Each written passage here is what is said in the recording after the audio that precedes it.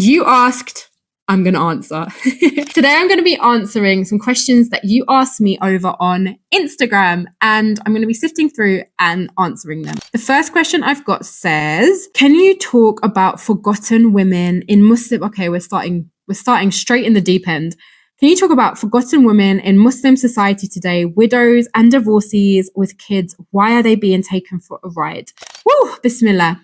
Okay, I think a really huge problem why we've got so much destruction between men and women, especially Muslims at the moment, is because we are copying the West way too much.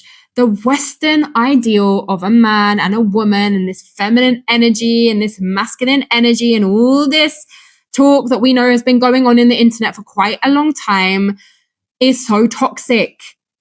It's so toxic. SubhanAllah, it is actually destroying the narrative of what men and women should be. The Prophet ﷺ said, the best of mankind are those best to their wives. Also, when we look at the characters of the women around the Messenger ﷺ, they were loving. They were companions to him. It was such a beautiful balance, and we are lost. We have lost that in translation. And I think that there are a lot of forgotten women all over the world. And it really comes down to this huge problem at the moment in our ummah where marriages are just failing way too often. People are getting married for all the wrong reasons, getting married too young, cultural misconceptions of who you should be looking for as a spouse, pressures from people who think that to be Muslim, you must get married really young. And there's just all these narratives that push you towards marriage without the main narrative that needs to be spoken about, which is compatibility.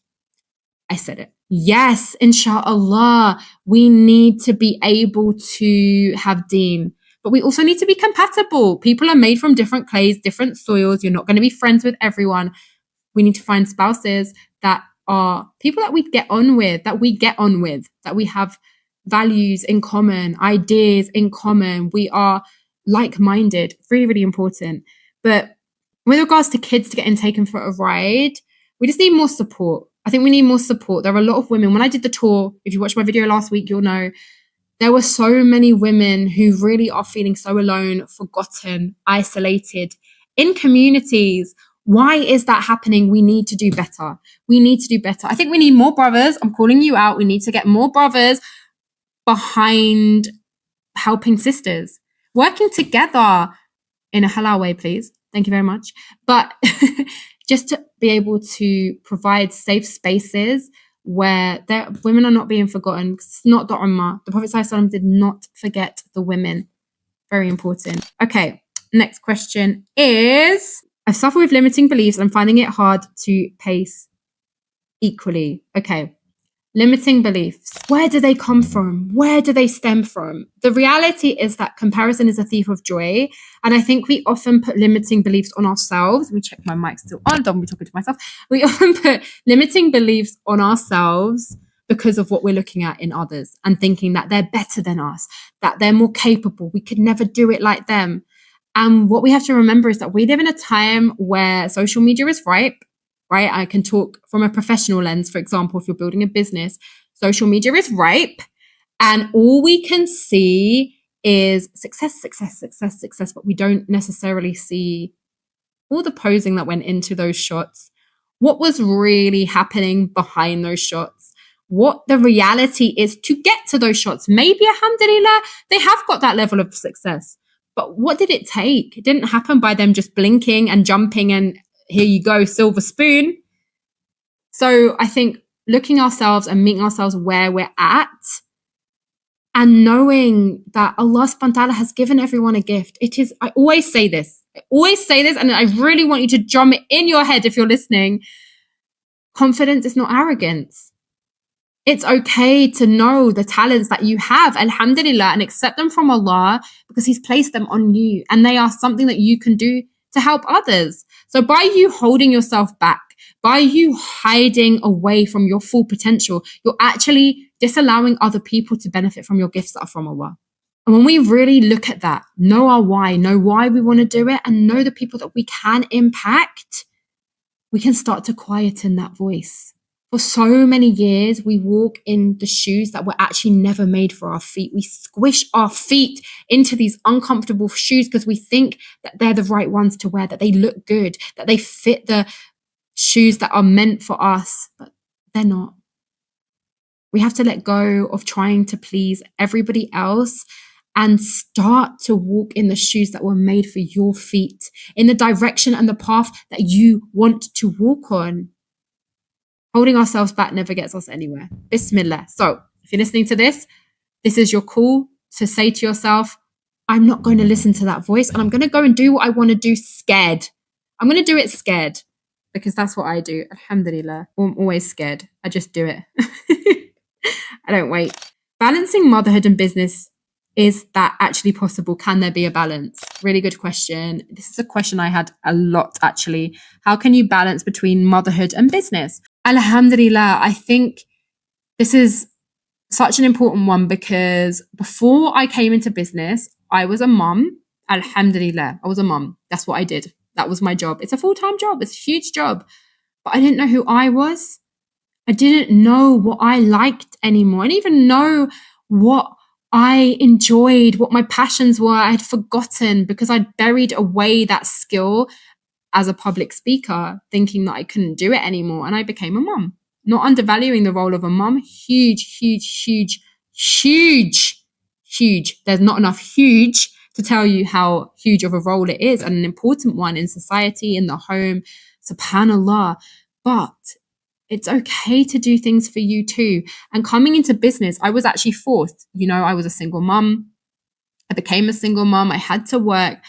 And it was very apparent that I didn't want to go out to work. I wanted to work from home. And it was that scarcity that drove me. I don't know that I would have started business if I wasn't like, well, my fridge needs filling, my bills need paying, my kids need to know that we have income coming in. It was scarcity that pushed me to start the business.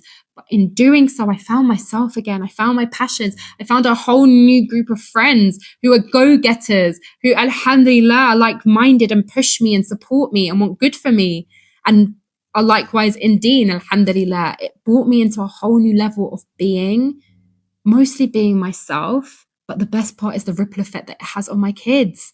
By my kids seeing me doing something productive, pouring into my skills, it encourages them to do the same. And I think that when we see business and parenthood as just really conflicting entities, like you're always going to feel like you're being pulled. I really went through a long time in my life where I felt like that. I felt guilty when I was working. I felt guilty when I was being mum because I wasn't working. It was such a difficult battle. And for me, it's just really about prioritizing my time. This is time for work. This is time for the kids. I have to have time for both. And I have to know that they both can be beneficial to each other. My business is benefited because of it benefits my kids and it helps them to know to do and work into what they love. But my kids are always my priority and my business will always flow around their needs. It's possible. Balance is real. It's possible. Next question. How are you? I love that question. Thank you so much for asking that. Thank you so much, sis. I really appreciate it. I think we live in a world where we don't really often stop and just ask each other how we are. So, alhamdulillah, I'm good. How are you all? Let me know in the comments. Make sure, by the way, that you're subscribed to this channel even. Make sure you're subscribed to this channel because I will be uploading videos every single Sunday and I hope to see you there. There's a lot of incredible content coming out. Building a successful business and being able to do that without sacrificing my values as a Muslim woman. Alhamdulillah. So how am I? I'm great. I feel like I had a little bit of a period during Ramadan where I really sat with myself and had to reflect on what next? What do I want to do next? I'm having extreme success. Alhamdulillah, the business is thriving. We're doing really well monetarily. Alhamdulillah, there's just so many things doing well. What is next? Because I feel like you should never get complacent. And it's really important that we rectify our intentions and just really strive to be the best version of ourselves. So I sat with myself, I reflected with myself, I begged Allah. Allah is merciful. He creates things that we could have never thought possible. Alhamdulillah. And I think life is up and down. There's good days. There's days that are more difficult, but alhamdulillah for the mercy of still being a Muslim. May Allah keep us rightly guided. Ameen. So I'm good. Thanks, my sis. I hope you're good too, inshallah. Okay, next question actually goes off that. What do you do to push you onwards in the low days? I want to say that during low days, I turn to Allah and make dua and just put my trust in Allah.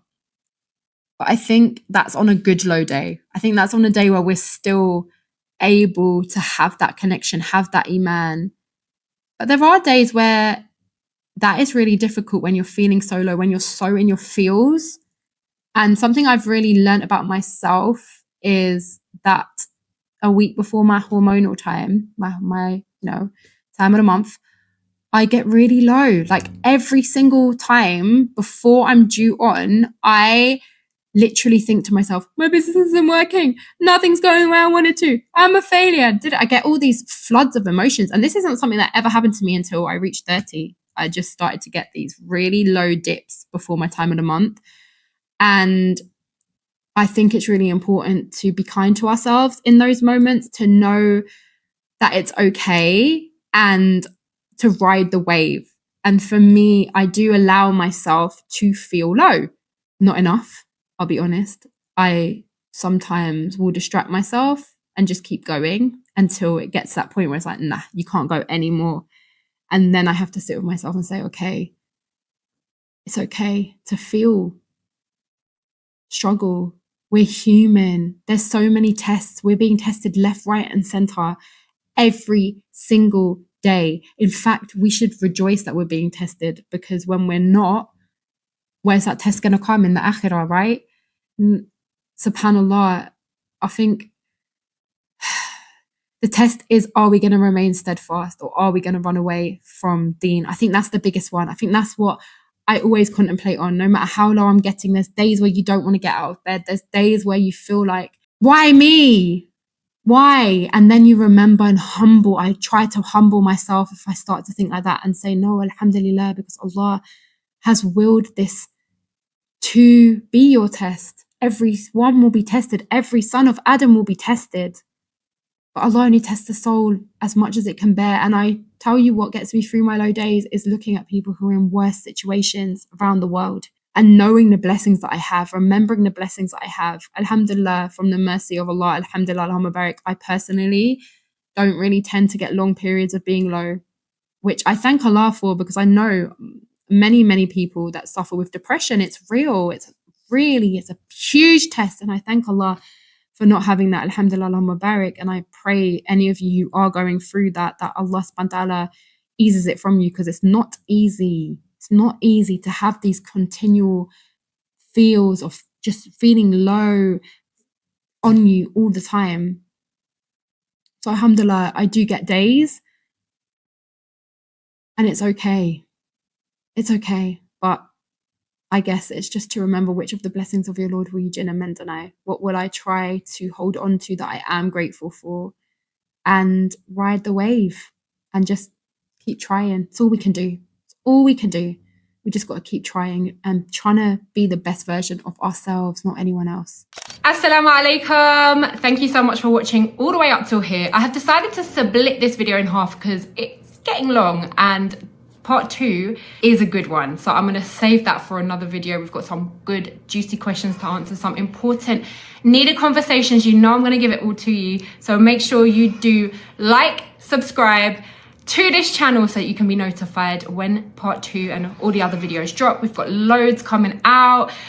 But yeah, as you can see, I'm actually away at the moment. It is hot where I am. Alhamdulillah, I will definitely be giving you a behind the scenes come away with me video that is coming up for sure. What's it like traveling as a niqabi, and lots of exciting things happening. But till then, leave me a comment. Let me know your thoughts and opinions on some of the questions that I've answered today. I want to hear from you. Let's have a conversation. I will meet you in the chat. Until next time, may Allah bless you. Keep using your voice.